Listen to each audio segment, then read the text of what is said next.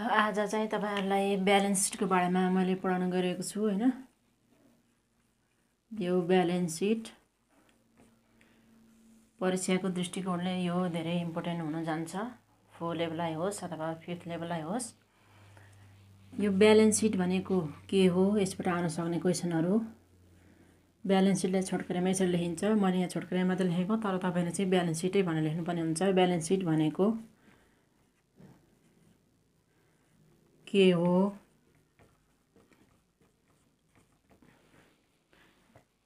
यसको उद्देश्य तथा महत्व उल्लेख गर्नुहोस्।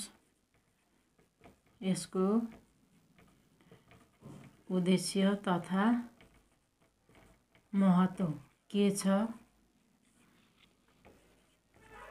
त्यो चाहिँ, अथवा ब्यालेन्स सिट किन बनाइन्छ भनेर पनि सोध्न सक्छ। उद्देश्य तथा महत्व उल्लेख गर्नुहोस् भन्न यो 10 नम्बरमा आउने क्वेशन हो। त्यस्तै गरेर ब्यालेन्स सिट को कोर एलिमेन्टहरु के हुन् उल्लेख गर्नुहोस् भने पनि यो पहिला पनि सोधिसकेको क्वेशन हो र फेरि पनि सोध्न सक्छ हैन। यसको बारेमा पनि बुझ्नु पर्यो, यो पनि आउन सक्छ। ब्यालेन्स सिटको चाहिँ नि कोर एलिमेन्टहरु। त्यस्तै गरेर balance sheet bank and financial इन्स्टिट्युसनमा यो ब्यालेन्स सिट कसरी बनाइन्छ लेख्नुहोस् भनेर चाहिँ आउँछ। यो 10 नम्बरमा, यो पनि 10 नम्बरमा आउने क्वेशनहरु हो। यसको बारेमा चाहिँ हामीले मूलभूत रूपमा चाहिँ पढ्नुपर्ने हुन्छ। म यसको बारेमा तपाईलाई बताउन गइरहेको छु। आज क्वेशन भनेका यिनै हुन्, तपाईले चाहिँ टिप्न सक्नुहुन्छ।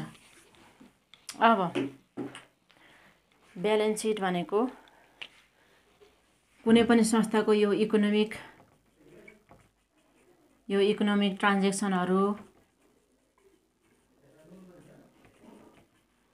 जति पनि छन् हैन, कुनै पनि संस्थामा भएका आर्थिक कारोबारहरु हैन को इकोनोमिक ट्रान्ज्याक्सन्सहरुको निश्चित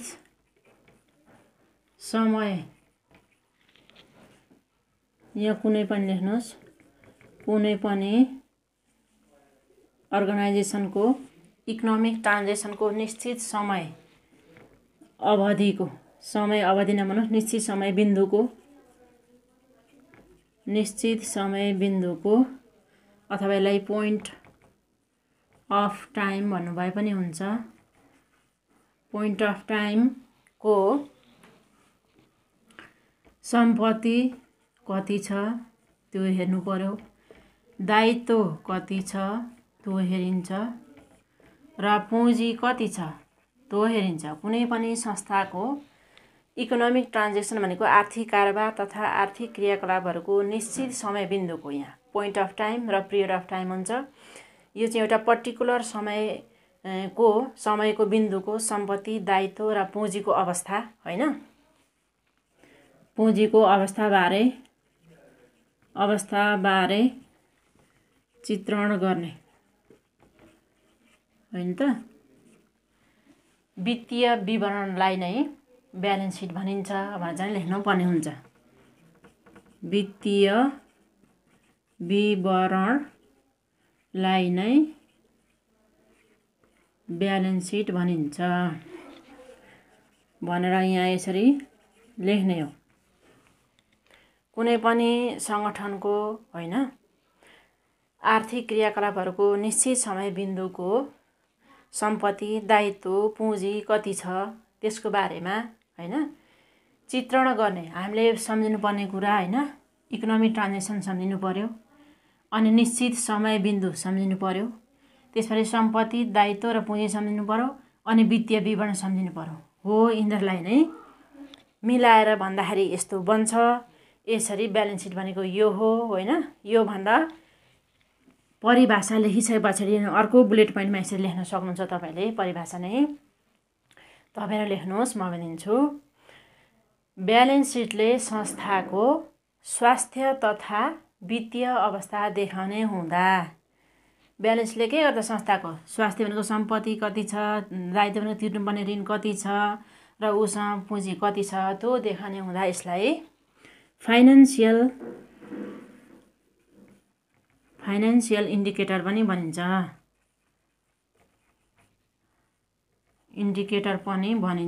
भनेर तपाईले अर्को नम्बरमा लेख्नु पर्यो। ब्यालेन्स सिटलाई संस्थाको होइन के भनिन्छ त भन्दाखेरि हैसियत देखाउने भयो नि त। यसले संस्थाको स्वास्थ्य अवस्था कस्तो छ, उसको हैसियत कति छ त्यो देखाउने हुनाले ब्यालेन्स सिटलाई चाहिँ नि संस्थाको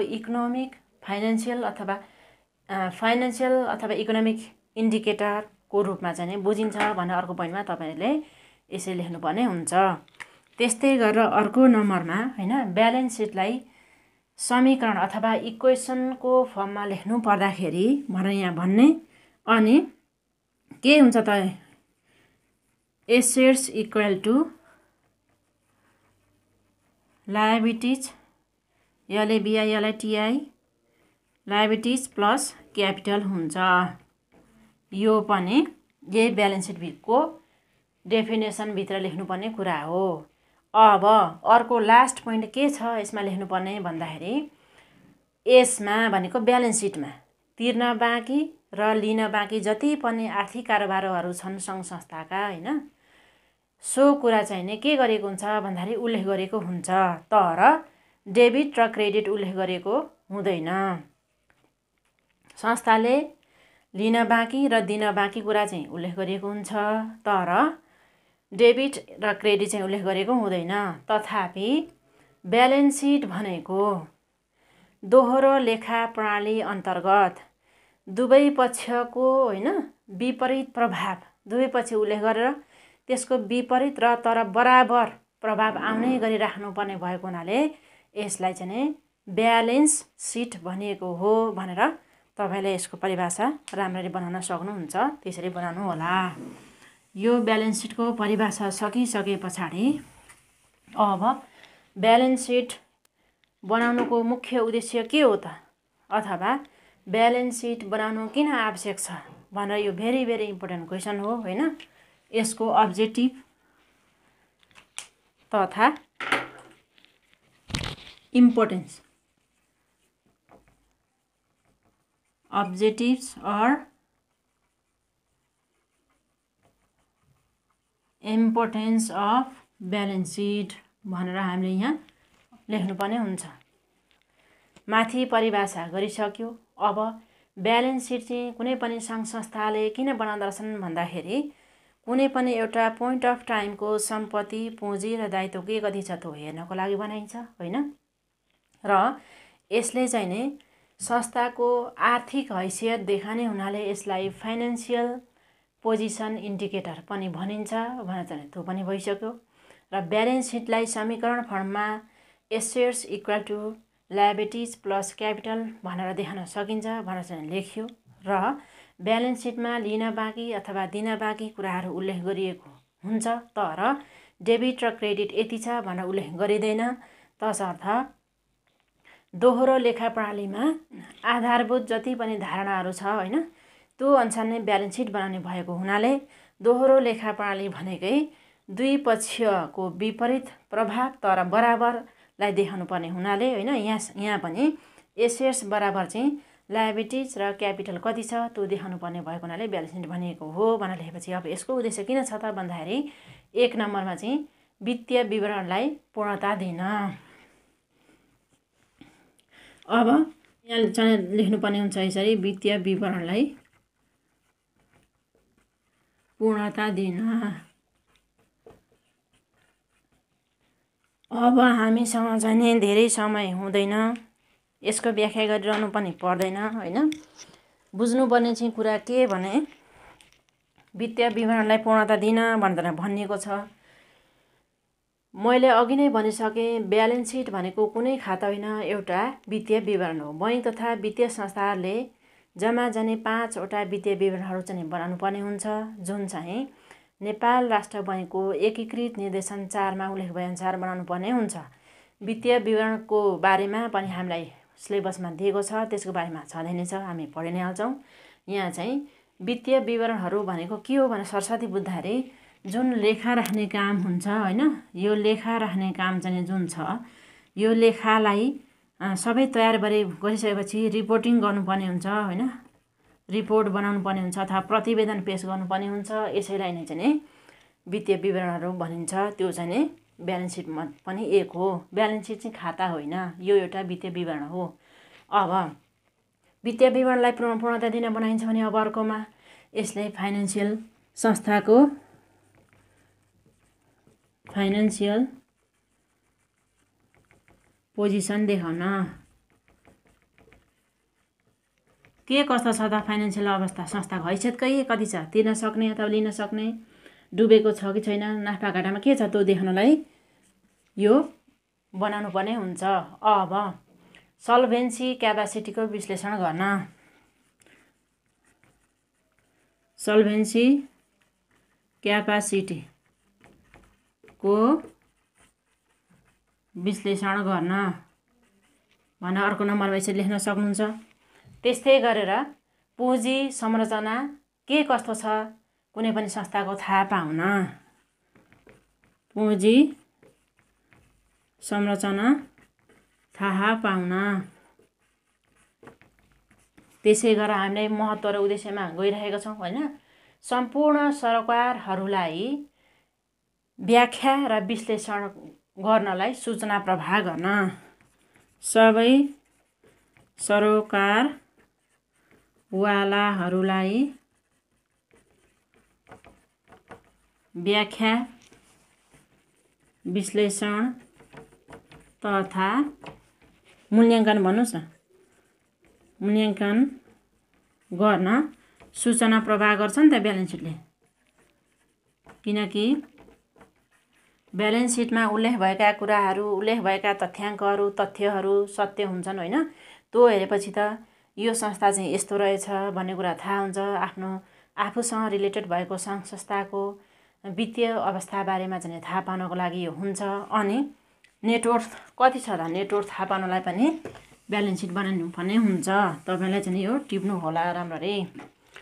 संस्थाको नेटवर्थ थाहा पाउन, संस्थाको नेटवर्थ थाहा पाउन पनि ब्यालेन्स सिट बनाउनु पर्ने हुन्छ। त्यस्तै गरेर लेखा परीक्षणको कार्यलाई सहज बनाउन ब्यालेन्स सिट बनाउनु पर्ने हुन्छ। तपाईँले थप्नु पर्यो। संस्थाको सबल र दुर्बल पक्षहरू के लाउन त्यो पनि थाहा पाउनु पर्यो। पुँजीगत प्रकृतिका जति पनि सबल र दुर्बल पक्षहरू छन् अथवा पुँजीगत प्रकृतिका कारोबारहरू छन् नि, तिनीहरूलाई सङ्कलन गर्न ब्यालेन्स सिट बनाइन्छ। त्यो पनि थप्नुपर्ने हुन्छ। अनि पारदर्शिता होइन र सबैमा चाहिँ के गर्नु, जवाफदेहिता, पारदर्शिता र जवाफदेहिता अभिवृद्धि गर्नलाई पनि ब्यालेन्स सिट बनाइन्छ। र लास्टमा संस्थागत सुशासनको लागि आधार खडा गर्नलाई पनि ब्यालेन्स सिट बनाइन्छ भनेर तपाईँले यसरी 10-12वटा जे जति हुन्छन् त्यो सबै लेख्नुपर्ने हुन्छ। मैले भनेका पोइन्टहरू पनि तपाईँलाई इम्पोर्टेन्ट लाग्छ भने त्यो सार्न सक्नुहुन्छ होइन। म फेरि भनिदिन्छु, वित्तीय विवरण थाहा पाउन पनि ब्यालेन्स सिट बनाइन्छ। सबै सरकारहरूलाई व्याख्या विश्लेषण तथा मूल्याङ्कन गर्न पनि त्यसको लागि सूचना प्रवाह गर्नु पर्यो, त्यो पनि ब्यालेन्स सिटबाट थाहा हुन्छ। अनि फाइनेन्सियल पोजिसन देखाउन पनि ब्यालेन्स सिटबाट धेरै नै हेल्प हुन्छ। सल्भेन्सी क्यापासिटी के कति छ त संस्थाको होइन, तिर्न सक्ने सल्भेन्सी क्यापासिटी के कति छ त्यसको लागि पनि ब्यालेन्स सिट बनाइन्छ। अनि पुँजीगत प्रकृतिका जति पनि आर्थिक कारोबारहरू छन् तिनीहरूलाई एकीकृत गर्नको लागि पनि ब्यालेन्स सिट बनाइन्छ। अनि संस्थाको सबल पक्ष र दुर्बल पक्ष के कति रहेछ त्यो थाहा पाउन पनि सहयोग हुन्छ ब्यालेन्स सिटबाट, त्यही भएर त्यो बनाइन्छ।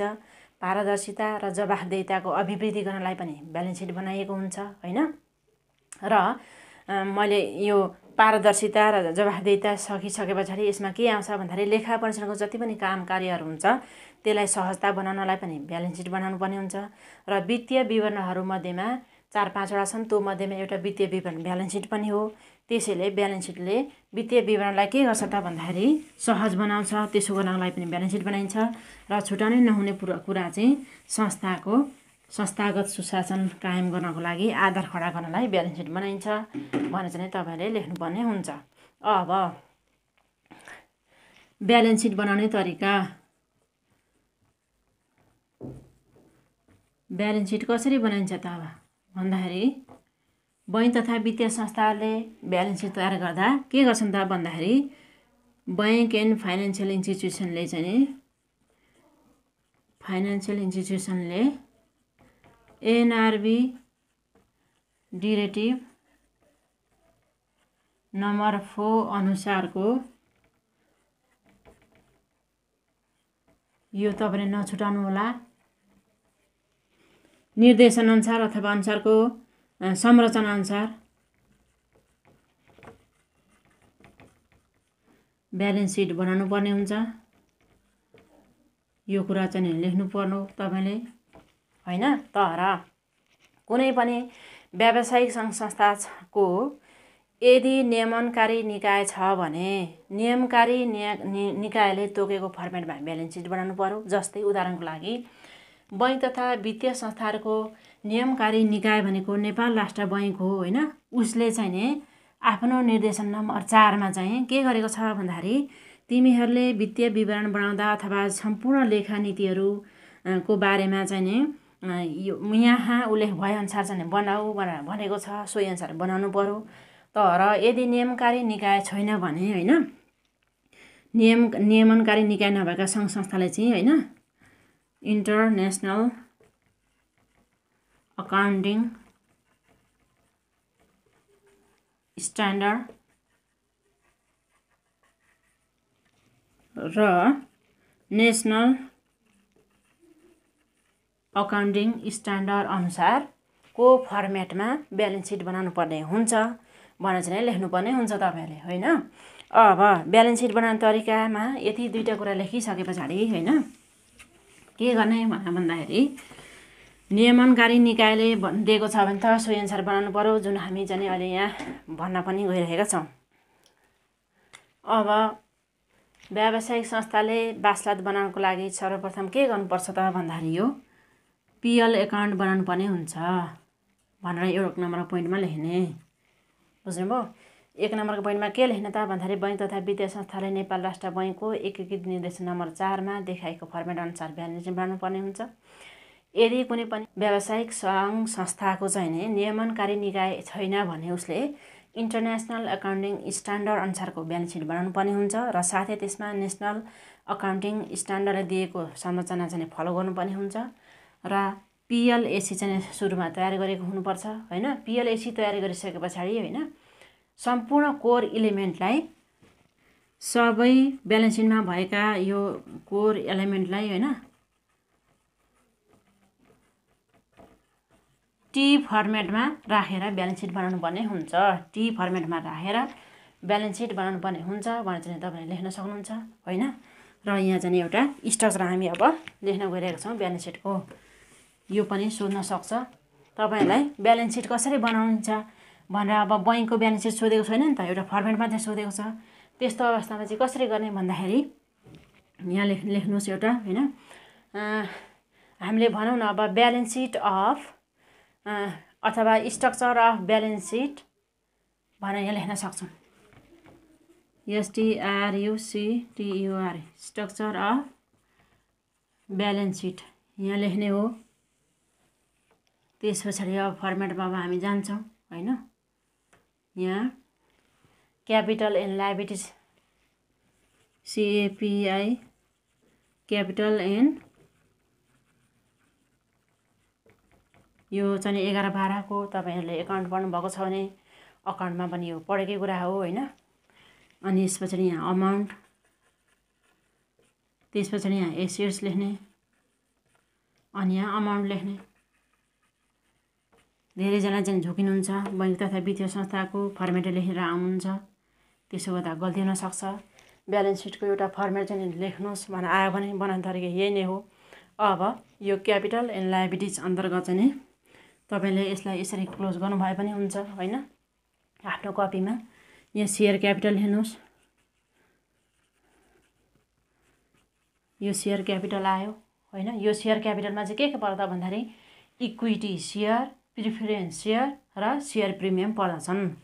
कोर एलिमेन्ट के पर्दछन् भन्यो भने चाहिँ यस्तो फर्मेट नलेखिकन एकैचोटि सेयर क्यापिटल एन्ड लायबिलिटिजभित्र सेयर क्यापिटल जस्तै के भयो त भन्दाखेरि इक्विटी सेयर, प्रिफरेन्स सेयर र सेयर प्रिमियम पर्दछन्।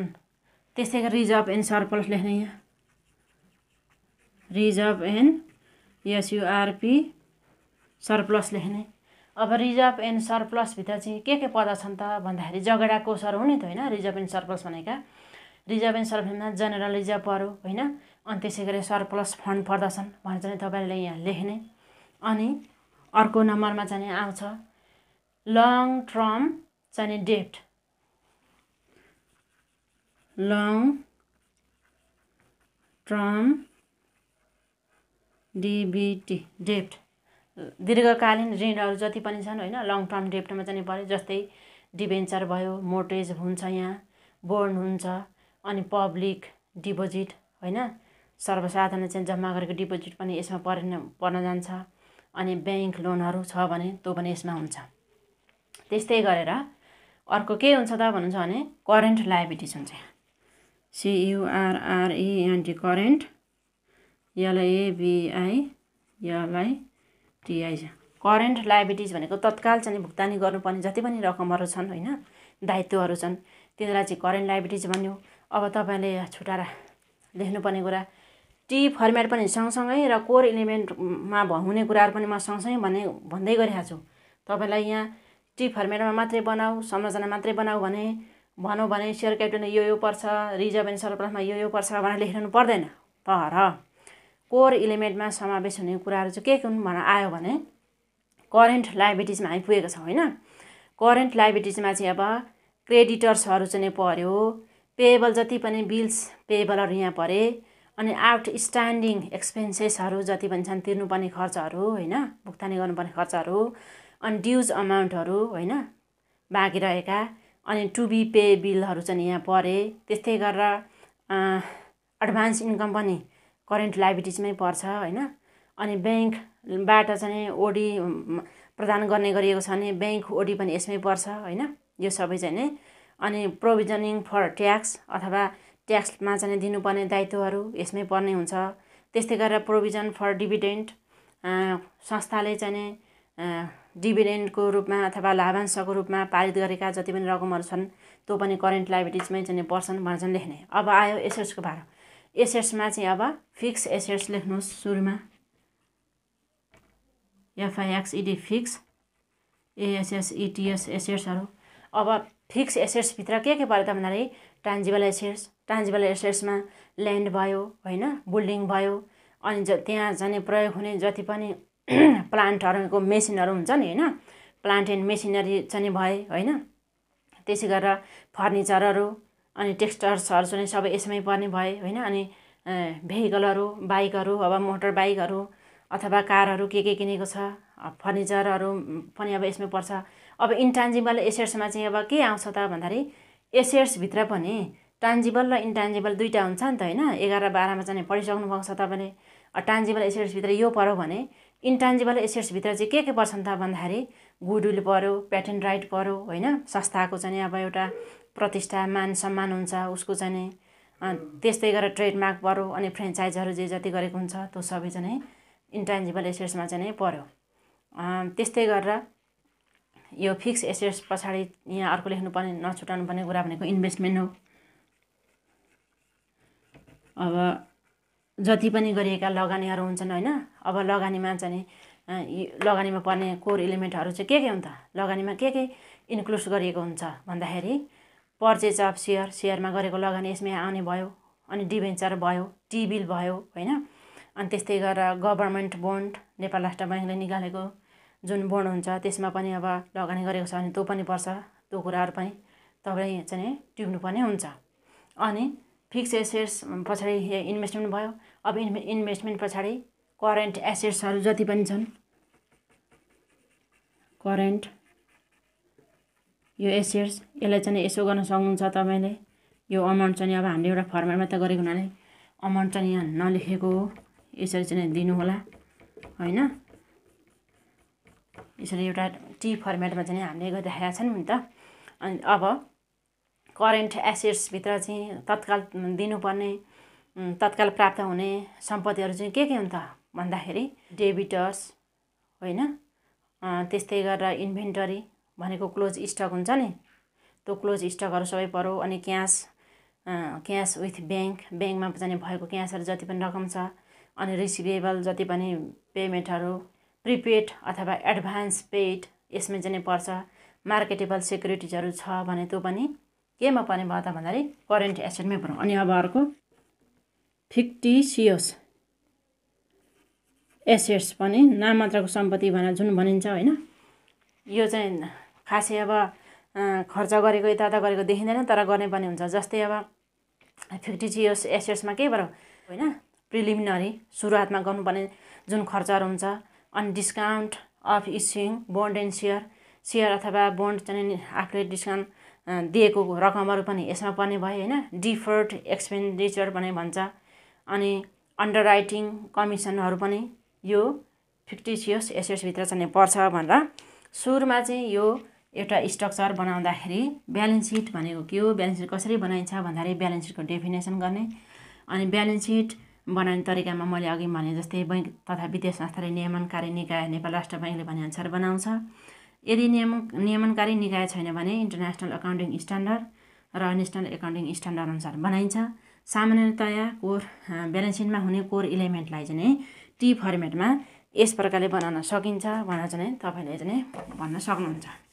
अब उद्देश्य पनि पढ्यो, महत्त्व पढ्यो र एउटा फर्मेट पनि हामीले पेस गरेपछि बैंक तथा वित्तीय संस्थाहरूमा ब्यालेन्स सिट कसरी बनाइन्छ लेख्नुहोस् भनेर आउँदाखेरि होइन, म यहाँ लेखिदिन्छु। ब्याङ्क एन्ड फाइनेन्सियल इन्स्टिट्युसनमा ब्यालेन्स सिट कसरी बनाइन्छ भनेर चाहिँ मानिलिनुहोस् क्वेसन आउन सक्छ। यो आउँदाखेरि 10मा आउँछ। यसको चाहिँ के गर्नु पर्यो, डेफिनेसन लेख्नै पर्यो। डेफिनेसन अघि हामीले चाहिँ गरिसकेका छौँ। डेफिनेसनको यहाँ कपी गर्ने। डेफिनेसनको कपी गरेपछि बैंक तथा वित्तीय संस्थाले एनआरबी डिरेक्टिभ नम्बर 4 अनुसारको संरचनामा ब्यालेन्स सिट बनाउनु पर्ने हुन्छ भनेर अर्को पोइन्टमा यहाँ लेख्ने। अब तेस्रो नम्बरमा चाहिँ बैंक तथा वित्तीय संस्थाहरूले बनाउने ब्यालेन्स सिटको फर्मेटलाई निम्नानुसारले देखाउन सकिन्छ भनेर अब यहाँ चाहिँ गर्ने। त्योभन्दा अगाडि चाहिँ तपाईँले कोर इलिमेन्टहरू के हुन् ब्यालेन्स सिटभित्र भनेर अघि मैले भनिसकेँ होइन। सेयर क्यापिटलभित्र कोर यहाँ गर्नुपर्ने कुरा सेयर क्यापिटल हुन्छ होइन। यो सेयर क्यापिटलभित्र के पर्छ भनेर चाहिँ मैले भन्नुहोस् त भन्दाखेरि यसमा प्रिफरेन्स सेयर पर्यो, अनि इक्विटी सेयर पर्यो, त्यस पछाडि सेयर प्रिमियम पर्यो। यो चाहिँ कोर इलिमेन्ट भनिरहेको छु है। बैंक तथा वित्तीय संस्थामा होस् अथवा जहाँसुकै होस् ब्यालेन्स सिटका core element NRB directive number 4 मा पनि दिएको छ, तपाईँले पनि हेर्न सक्नुहुन्छ यदि बुझ्नुहुन्छ भने। अब रिजर्भ एन्ड सरप्लसभित्र जनरल रिजर्भ पर्यो, त्यस पछाडि सरप्लस फन्डहरू परे, त्यो तपाईँले टिप्ने। अनि त्यस्तै गरेर लङ टर्म डेब्टभित्र चाहिँ मैले अघि पनि भनिदिइसकेको हो होइन। मोर्टेज पर्छ, डिबेन्चर पर्छ, अनि पब्लिक डिपोजिट पर्छ, अनि ब्याङ्क लोनहरू लिएको छ भने त्यो ब्याङ्क लोनहरू पनि यसमै पर्ने भए। अब करेन्ट लायबिलिटिजभित्र के पर्छ भन्दाखेरि क्रेडिटर्स परे, पेएबलहरू चाहिँ पर्यो, आउटस्ट्यान्डिङ एक्सपेन्सेसहरू चाहिँ परे होइन, ड्युजहरू परे, जति पनि तिर्नुपर्ने रकमहरू यो सबै चाहिँ तपाईँलाई सम्भव भएछ भने म नोटमा पनि पठाउँला कोर एलिमेन्टहरू के छन् भनेर। यहाँ आज चाहिँ अब सबै भन्न एउटै भिडियोमा साध्य हुँदैन होइन। यो चाहिँ कसरी बनाउने भन्ने कुरामा मात्रै म गइरहेको छु केन्द्रित भएर तपाईँलाई।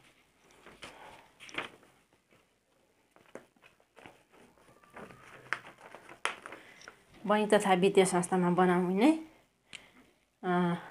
ब्यालेन्स सिटको नमुना चाहिँ balance sheet of ABC bank भनेर चाहिँ यहाँ लेख्नुहोस्। ब्यालेन्स सिट अफ XYZ भन्नु भए पनि हुन्छ। एज अफ भनेर यहाँ कुनै एउटा मिति होइन, असाढ 31 अथवा साउन 31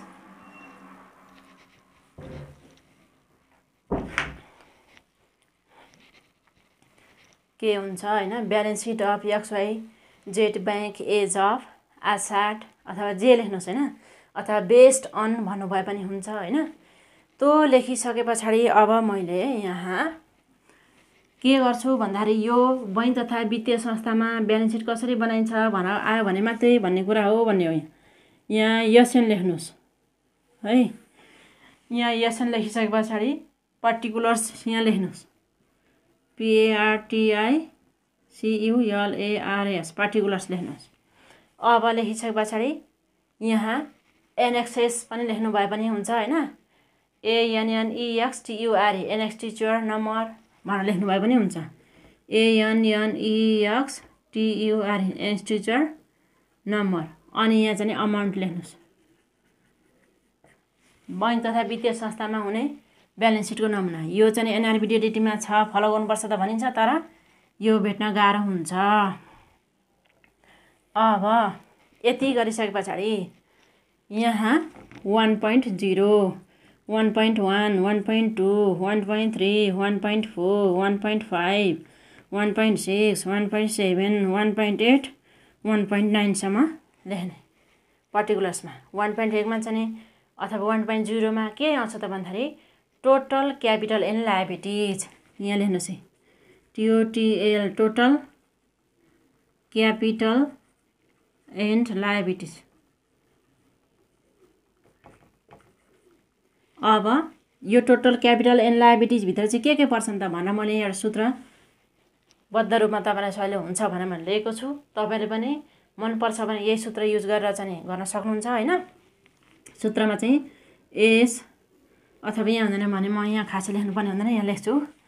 यो टोटल क्यापिटल र लायबिलिटिज भित्र पर्ने है। SRDBDBPTO यति चाहिँ यसमा पर्छन्। 1 2 3 4 5 6 7 8 9 यहाँ 1.9 सम्म छ नि होइन। यो चाहिँ टोटल क्यापिटल एन्ड लायबिलिटिज भित्र तपाईँले चाहिँ यो सिरियल वाइज रूपमा हुनुपर्छ, क्रमिक रूपमा हुन्छ, तलमाथि हुन मिल्दैन। त्यस कारणले SRDBDBPTO SRDBDBPTO भनेर चाहिँ गर्नुहोस्। अब यस भनेको के हो त सेयर क्यापिटल यो 1.1 मै SHAR सेयर क्यापिटल होइन। अब अमाउन्ट चाहिँ कति हो त सेयर क्यापिटलको मानिलिनुहोस् यस्तो गर्नुभयो। टोटल लायबिलिटी एन्ड क्यापिटलको पनि यस्तो गर्नुभयो। हामी त फर्मेटमा त दिने हो नि त होइन। अब यसबाट सक्यो। अब आरबाट के हुन्छ त reserve and surplus. RESER reserve and SURPLS reserve and surplus जति भयो। एसआरको सक्यो। अब डीको पाला आयो। SRDBDBPTO छ नि त होइन। डीबाट डिबेन्चर एन्ड बोन्ड भनेर लेख्नुहोस् है। DEBENTUR debenture and bond.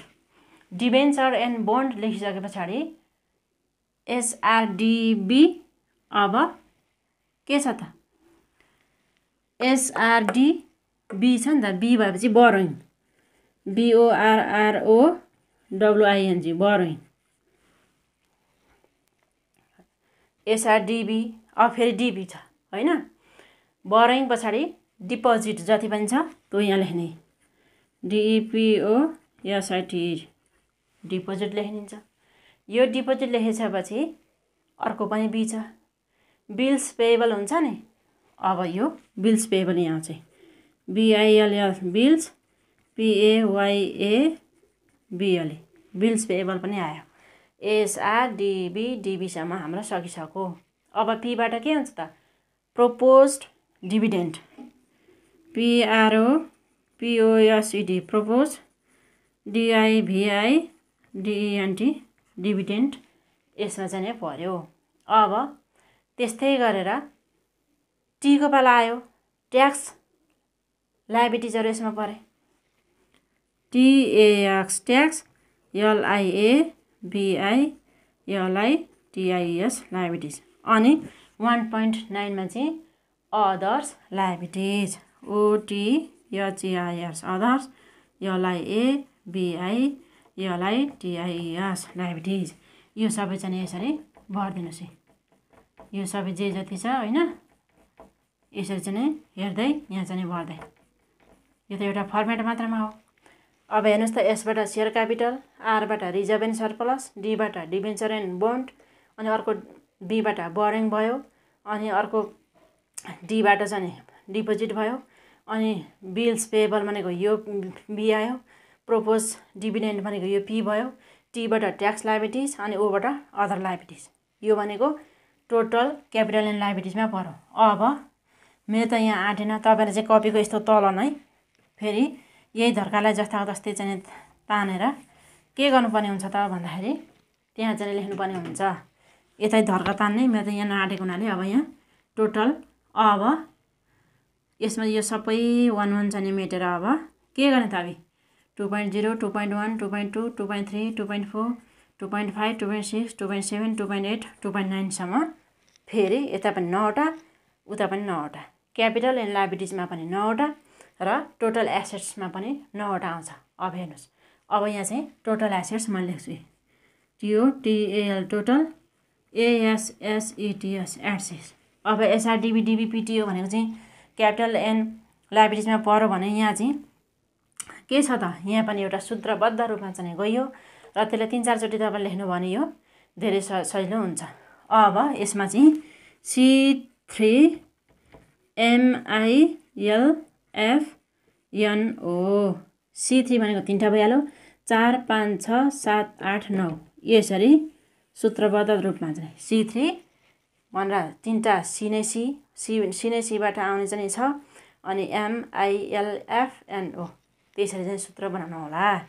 अनि बनाइसके पछाडि अब हामीले चाहिँ के गर्ने त भन्दाखेरि क्यास इन्भल्भ, एउटा सीबाट क्यास इन्भल्भ बैंकको कोषमा अथवा त्यहाँ भण्डारमा भएको पैसा, नगद पैसालाई क्यास इन्भल्भ भन्यो, त्यो यहाँ चाहिँ ल्यायो, त्यो बैंकको सम्पत्तिमा आयो।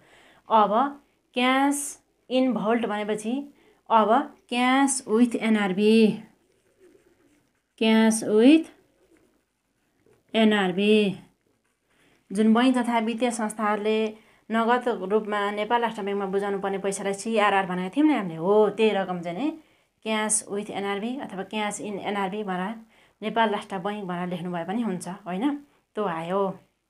अब अर्को सी चाहिँ के हो त, cash with other bank and financial चाहिँ नि इन्स्टिट्युसन्स, अरू बैंक तथा वित्तीय संस्थाहरूमा रहेको क्यास चाहिँ यसमा आयो। C3 एउटा सी, दुईवटा सी, तीनवटा सीलाई C3 भनेको मैले, तपाईँले पनि त्यसरी नै सम्झिनु भए हुन्छ अथवा आफ्नै तरिकाले गर्नुभए पनि हुन्छ होइन। C3 अब यामको पाला आयो होइन। अब यामको पाला चाहिँ मनी एट कल्स होइन and short notice, money at calls and short notice. Bank तथा वित्तीय संस्थाले फोन गर्ने बित्तिकै चाहिँ 24 घण्टामा अथवा कति घण्टा 12 घण्टामा उपलब्ध गराउने पैसा भनेको यो भनेको money at calls and other notice अथवा सर्ट नोटिस भनेको त्यो हो। यामको पनि सक्यो। अब आयो आएको पाला, बैंक तथा वित्तीय संस्थाले इन्भेस्टमेन्ट गरेको हुन्छ। अब यसमा इन्भेस्टमेन्ट उता डिपोजिट आएको थियो नि होइन, यता त्यस्तै के आयो त इन्भेस्टमेन्ट आयो। अब त्यहाँबाट आईबाट पनि इन्भेस्टमेन्ट आएछ। अब लोन त दिएको हुन्छ, एलबाट चाहिँ लोन एन्ड के हुनसक्छ त advance, LOAN loan and ADVANC loan and advance पनि यसमै आयो। अब फिक्स एसेट यो एफबाट FIXED fix ASSETS fix asset जति पनि छन् नि स्थिर पुँजीहरू, ल्यान्ड बिल्डिङ मेसिन प्लान्टहरू के छन् होइन भनेको थियो नि। अनि त्यहाँबाट अर्को नन ब्याङ्किङ एसेट्स आयो अर्को एनबाट चाहिँ नन ब्याङ्किङ एसेट्स, अनि ओबाट चाहिँ अदर एसेट्स ASSETS। केही खासै अप्ठ्यारो छ त छैन। 1 2 3 4 5 6 7 8 9 यो चाहिँ के भयो त टोटल एसेट्सभित्र पर्ने कुराहरू।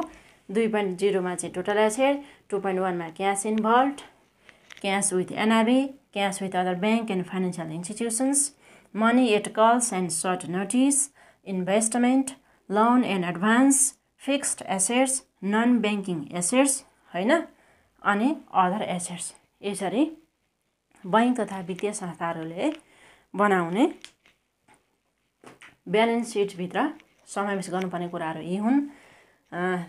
क्यापिटल एन्ड लायबिलिटिजलाई एसआरडिबिडिबी पिटिओ भन्नुहोस्, अनि टोटल एसेटलाई चाहिँ C3 MILF and C3 MILF no भनेर चाहिँ गरेर तपाईँले आउँदो पारेर अनि चट्ट यो लेख्न सक्नुहुन्छ। यो खासै अप्ठ्यारो कुरो भएन। अब यति गरेपछि यस प्रकारले सारांशमा तपाईँले चाहिँ संक्षेपमा यस प्रकारले बैङ्क तथा वित्तीय संस्थाले माथि उल्लेख गरिएका कोर एलिमेन्टहरू राखेर होइन ब्यालेन्स सिट नेपाल राष्ट्र बैङ्क एकीकृत निर्देशन नम्बर 4 को फर्मेटमा बनाउनु पर्दछ भनेर लेख्नुहोस्। त्यहाँभन्दा बढी अरू यसको लेख्नु आवश्यक छैन। अब कोर एलिमेन्ट के त core elements of balance seat. Balance सिटमा रहने मूलभूत शीर्षकहरू के हुन् र त्यो शीर्षकमा के पर्छन् लेख्नुहोस् भनेर यो क्वेसन योभन्दा अगाडि पनि आएको हो र फेरि पनि आउन सक्छ। त्यसको बारेमा पनि म यहाँ अलिकति थोरै भनिदिन्छु। सेयर क्यापिटलभित्र के पर्छ, कोर एलिमेन्ट भन्ने बित्तिकै ब्यालेन्स सिट भनेको के हो परिभाषा लेख्ने।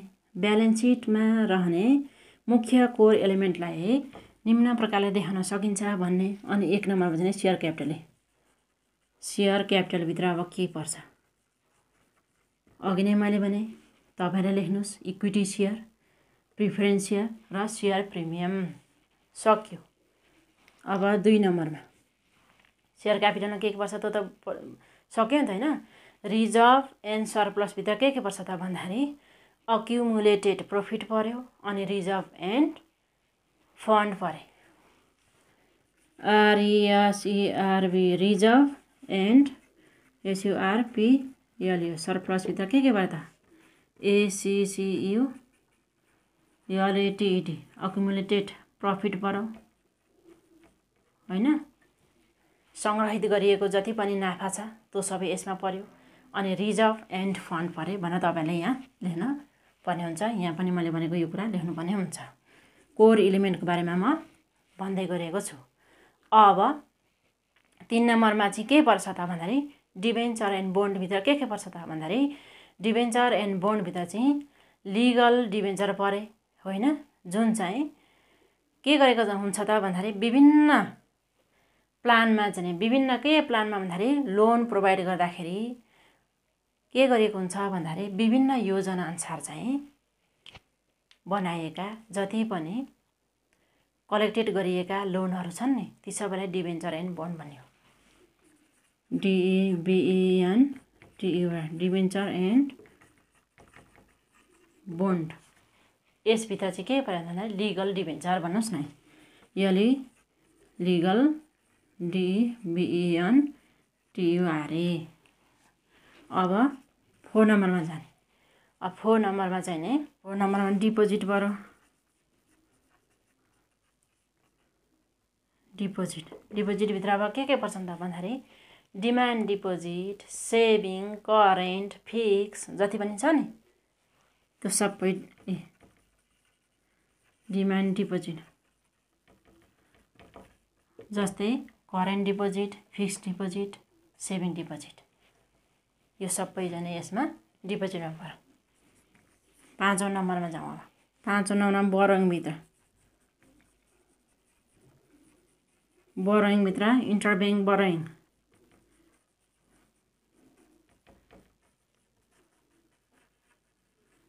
इन्टरब्याङ्क बोरोइङहरू चाहिँ सबै एउटा बैङ्कले अर्को बैङ्कबाट चाहिँ काटेको ऋणहरू पनि सबै यसमा पर्यो भन्न खोजेको बुझ्नुभयो त।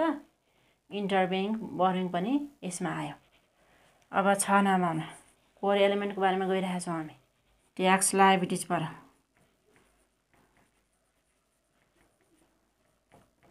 ट्याक्स लायबिलिटीलाई गभर्मेन्टलाई तिर्नुपर्ने जति पनि बैङ्क वित्तीय संस्थाले हुन्छ नि गभर्मेन्ट प्रोभिजिङ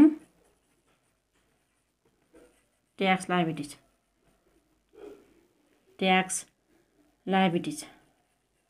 गभर्मेन्टलाई बुझाउनु पर्ने रकम करको रूपमा त्यो अनि आउटस्ट्यान्डिङ TDS तपाईले अर्को थप्नुहोस् हैन। त्यो पनि केमा पर्यो त? यो ट्याक्स लायबिलिटिजमा पर्यो। अब अरु कोर एलिमेन्टहरुमा फेरि यो इम्पोर्टेन्ट हो, तपाईले चाहिँ यो जसरी पनि आउँदा पार्नुपर्ने हुन्छ हैन। फिक्स एसेट्स भित्र के पर्यो त? तपाईलाई आउँछ पनि, पहिले पढिसक्नु भएको छ होला। फिक्स एसेट भित्र ल्यान्ड पर्यो हैन, बिल्डिङ पर्यो, अनि प्लान्टहरु, मेसिनहरु, फर्निचर सबै चाहिँ फिक्स एसेट्समा पर्यो। त्यो लेख्नु होला। 6, 7 कति पुगेको थियो त्यतिमा हो। अब 8 नम्बरमा चाहिँ नि अथवा कति नम्बर पुगेको थियो तपाई चाहिँ हेर्नुस् हैन। यो नन ब्याङ्किङ एसेट्स भनेको छ नि, यो नन ब्याङ्किङ एसेट्स पर्छ। COLLATER collateral assume from bad loan. खराब कर्जा सिर्जना भयो। खराब कर्जा सिर्जना भए बापत त्यसबाट आएको जुन कोलाटरल हुन्छ हैन, बैंकले लिलाम गरेर राखेको हुन्छ, त्यो चाहिँ बैंकको चाहिँ के हो त? सम्पत्तिको रूपमा रहन्छ हैन। खराब कर्जाहरु जुन हुन्छ नि, जन त्यो त नन ब्याङ्किङ एसेट्स भयो, त्यहाँबाट आयो। अब अदर एसेट्समा के पर्छन् त? 9 मा चाहिँ नि अदर एसेट्स अरु बैंकका सम्पत्तिहरु हुन्छन्, जस्तै इम्प्लोइसँग रिलेटेड लोनहरु भए, कर्मचारीलाई दिएको ऋणहरु, यसमा पर्यो इम्प्लोइ रिलेटेड लोन भयो हैन। अनि आउटस्ट्यान्डिङ इन्ट्रेस्ट रेटहरु हुन्छ हैन। अनि त्यसै सन्ट्री डेबिटर्स भन्छ नि, हो त्यो पनि यहाँ पर्छ। अनि यो अदर्समा परे। यसरी ब्यालेन्स सिट भित्र चाहिँ नि माथिका कोर एलिमेन्टहरु तयार गरेर नेपाल राष्ट्र बैंकको फर्मेट अनुसार बनाउनु पर्ने हुन्छ भनेर चाहिँ लेखिदिनुस्। यो पनि सक्यो हैन। यति सकेपछि अब हामीले PL एकाउन्ट चाहिँ पढ्छौं। ब्यालेन्स सिटको पनि यो सक्यो।